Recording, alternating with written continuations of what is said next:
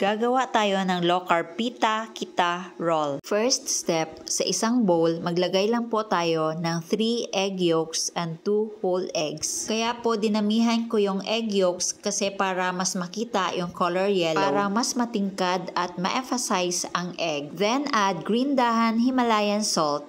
Tapos beat lang po natin. Maglagay ng konting coconut oil sa pan. At kapag mainit na, ibuhos ang beaten egg. Lutuin lang po natin ito over medium heat. Tapos, flip lang po natin ito para pantay ang pagkakaluto. If you love this video, please like and share and follow me for more low-carb recipes and health tips. Ngayon, hanguin na natin. Ilagay naman natin ngayon yung ham. Mga konting init lang po ito. At okay na. At ngayon, hanguin na natin. Ngayon, mag-slice naman tayo ng lettuce. Tansyahin na po natin kung gaano kalapad yung gagawin nating roll. At syempre, maglalagay din po tayo ng cheese. Baka magtataka po kayo bakit ko nilalagyan ng tubig yung kutsilyo. Ito ay para mas mapabilis yung pag-slice ng cheese. Parang effortless lang siya. Ngayon, i-measure na natin kung gaano kalapad yung gusto nating gawing roll. So, depende po yan sa inyo kung 1 inch, half inch, yung size na gagawin nyo. Pwede din naman itong gawing buo. Tapos, slice nyo na lang after mag-assemble. So, depende na lang po sa diskarte nyo. Ngayon, reheat lang po natin ang pita kita, pita bread from green dahan. Initin lang po natin ito over low heat. By the way, ang list of ingredients ay ilalagay ko sa last part ng video na ito.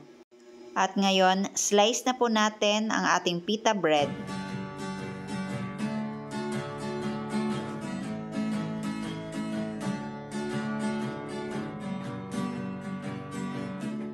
At assemble na po natin ang ating mga ingredients. Una, yung pita kita, pita bread. Tapos maglagay lang ng egg, lettuce, ham, cheese, or pwede din naman po kahit saan lang po ang mauuna at mahuhuli. Nasa sa inyo po kung ano yung diskarte nyo. Basta, para kasi sa akin, cooking is an art. Kaya kung para sa inyo ay maganda na po ang inyong ginagawa, okay na po yan. Tapos, roll lang po natin ito at lalagyan ng toothpick para hindi maghihiwalay. Then, repeat the procedure hanggang sa maubos ang ating mga ingredients.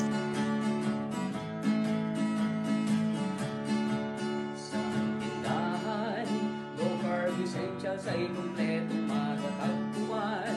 Katulong mo sa pag-ayos ng iyong kalusugan. Marami kang pagpipilian sa Cheddar's tindahan. Baking essentials, condiments, nuts and seeds, healthy oils, coconut products. Ngayon, gagawa muna tayo ng cream mustard sauce. Maglagay lang ng 1 teaspoon butter sa pan and mustard. At syempre, green dahan pink Himalayan salt. Mix well until all ingredients are well incorporated.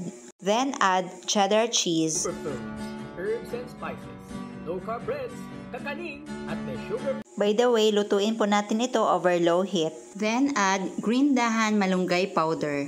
Mix well until we achieve a creamy consistency. Ulam pa, happy ang pamimili sa Cheddar's Green Dahan. Tindahan, low-carb essentials ay kumpletong matatagpuan.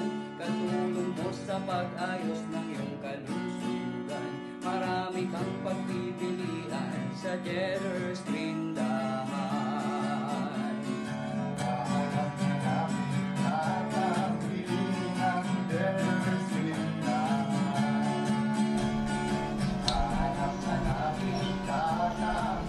Promise, mas gusto ko itong sauce na to kaysa sa mayonnaise. Ang sarap talaga. Ayan o. Bagay po ito pang baon ng mga kids at syempre ng mga mom and dad sa work. At syempre pang merienda sa bahay. At pwede din sa handaan. Lalong-lalo na at malapit na ang Pasko.